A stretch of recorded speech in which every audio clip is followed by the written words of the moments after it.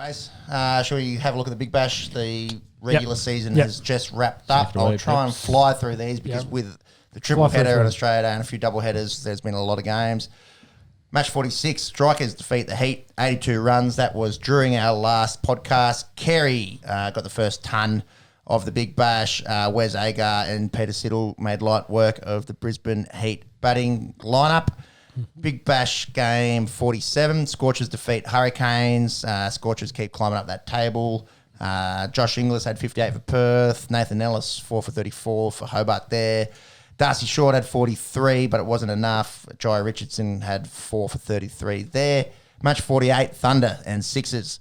Alex Hales gets another ton. Second ton. Yeah, 2 games prior. Carey goes, yep, I'll have that.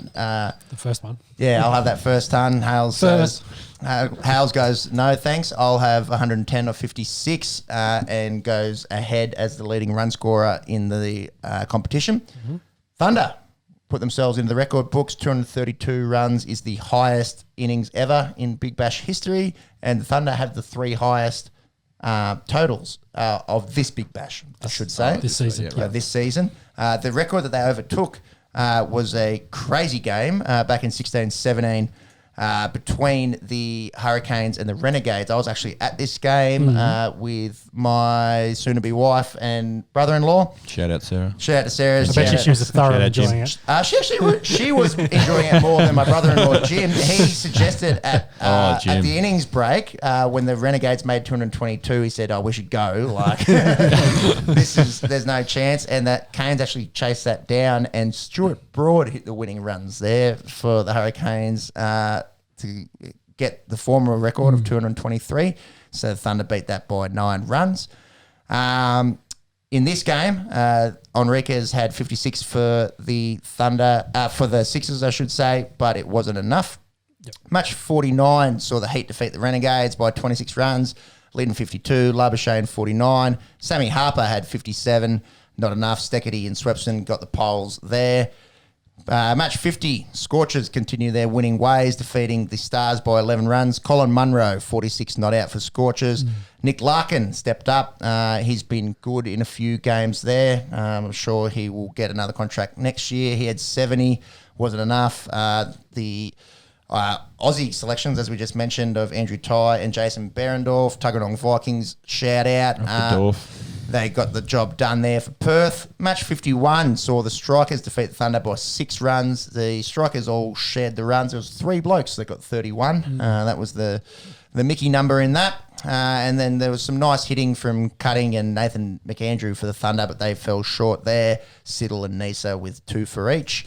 Match 52 saw the Hurricanes take on the Sixers. The Canes got that by 7 runs to keep the finals hopes alive. Wade and Short batting together, I believe, for the first time. They were the Killers' last Big Bash. Wade 86, Short 72, and that got them home. That was a good innings. Yeah, despite some runs from Jordan Silk there. Match 53 saw the Thunder demolish the Strikers. Rain-affected game there at the Adelaide Oval. Jake Weatherald had 80 not out for the Strikers off their 14 overs. Wasn't enough. Hale 63, Ferguson 46, getting the job done there for the Thunder. Match 54 was the first of the Australia Day triple header. The Heat defeat the Scorchers there by 6 runs. That kept them alive, depending the results later on in the day. For the Heat, it was a carbon copy of the last game with Lynn getting 51, Labuschagne 46. They both got 50 in the high 40s the game before. Mitch Marsh had 54 off only 26 balls. He needed a 6 off the last ball to take it to a super over. Wasn't able to do it. Heat win there against the Scorchers, but their fate would be decided later in the afternoon. It was interesting that Labuschagne got 3 for 35 in this. Yeah. Bowled really well. Maybe asking to bowl a couple more overs and test than the 10 I think he did through the entire series. Maybe on a day 5 pitch, although Zampa gets bulk wickets in 2020 and I don't know how he'd go in test matches, apples and oranges. Well, he's gone for nearly 10 and over as well. So So, anyways, on the short form, Marnus definitely a pretty handy leg spinner. Match 55. So the Hurricanes, all they had to do was win this one and cement a place in the finals. Who are they playing? playing the Melbourne Renegades, the Bottom of the table. the bright star of this year's Big Bash. The Renegades absolutely spoil the Hurricanes' hopes. Bo Webster and Mackenzie Harvey making runs again after good, Mac Harvey. after Finch and S. Marsh failed to make runs again. Yep. And then lots of starts from the Canes bats, but no big scores. Young bloke, shout out here to Zach Evans. He had 5 for 33 for the Renegades and put the nail in Hobart's coffin. He becomes the second Renegade ever to get a 5 for in the Big Bash. He's only a 20-year-old playing for Victoria. He's got one Shield game under his belt. It was actually that Shield game where Pekoski got 250-something. And Victoria won that very easily, but he didn't do much damage with the ball, and only his 6th Big Bash game there. I'm going to make a prediction that Zach Evans will not become an Australian cricket player. That name just does not scream Aussie player. Zach Evans. Zach Evans. Zach Evans. Zach That Evans. does nothing to me. ZAK too. Just ZAK. aesthetically not pleasing. Missing a C, as like I'm missing a H in my first name. Don't want to put the Mickey on the young bloke. We'll see how Nope, shooting down 6 games. And a 5 for then 2. He's shit. Too bad. the last game of the Big Bash regular season was kind of interesting because the Bash Boost, which we've sort of had a bit of a knock on since its inception this series, it came into play. Situation was Sixers were going to make the finals regardless, second or first. Yep. Most likely first. Stars could leapfrog both the Heat and Strikers if they got the 4 points in this. So they had to win the first 10 overs and win the match. Maxi went out there and had 66. Hilton Cartwright had some nice clean hitting at the end of the game. The problem was they only got 72 off their first 10 overs. I think they got 100 odd in their back 10. They really had to score that 100 off the first 10 Yeah. to try and get that Bash Boost point. Sean Abbott, 2 for 28, got his 100th Big Bash wicket. That gets him to second all time there. Do you know who's won?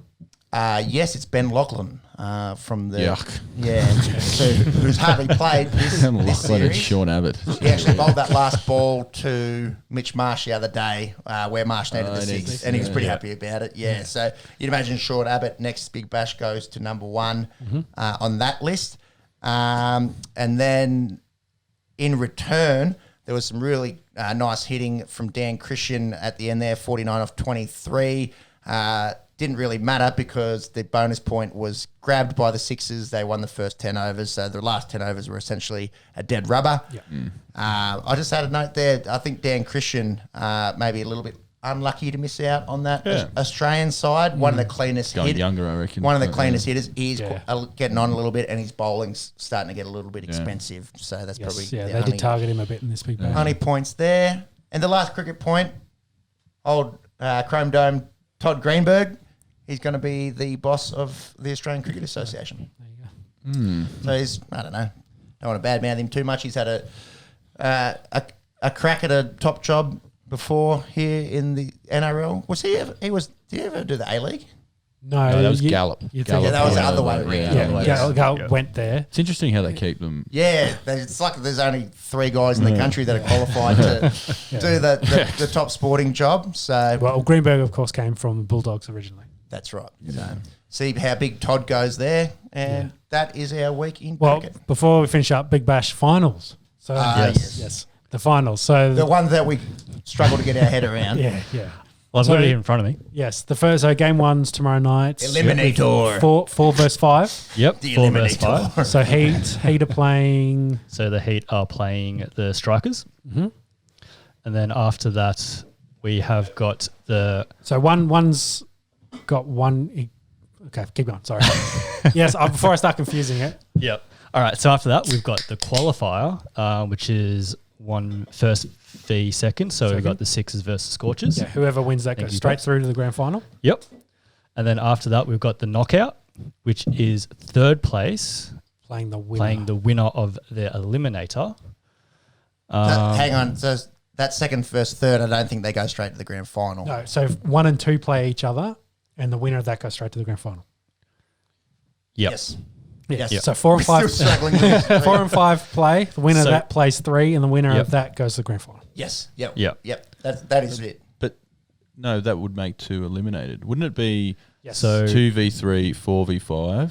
No, I think Sean's got it, and this is how we work. Yeah, that's why I said. But then you've so the forgotten first week bye is actually the team that finishes third, Yeah. which is weird. So it's 4 and 5 Yeah. eliminator, Yep. 1 and 2 straight to the grand final. Yeah. Yes. Yep. Then 3. You're left with 3 teams then. Yeah. So then So- the winner of 1 and 2 gets that next Granny. The loser of 1 and 2 gets that bye. Yeah. So 3. Oh, God. Okay. 3 is going to play an elimination game. Yep, so- versus winner of 4 and 5. So and then the yep. winner So of that place. The loser of 1 and 2. All right, Yeah. brilliant. Jimmy, repeat that back to us, would you, mate?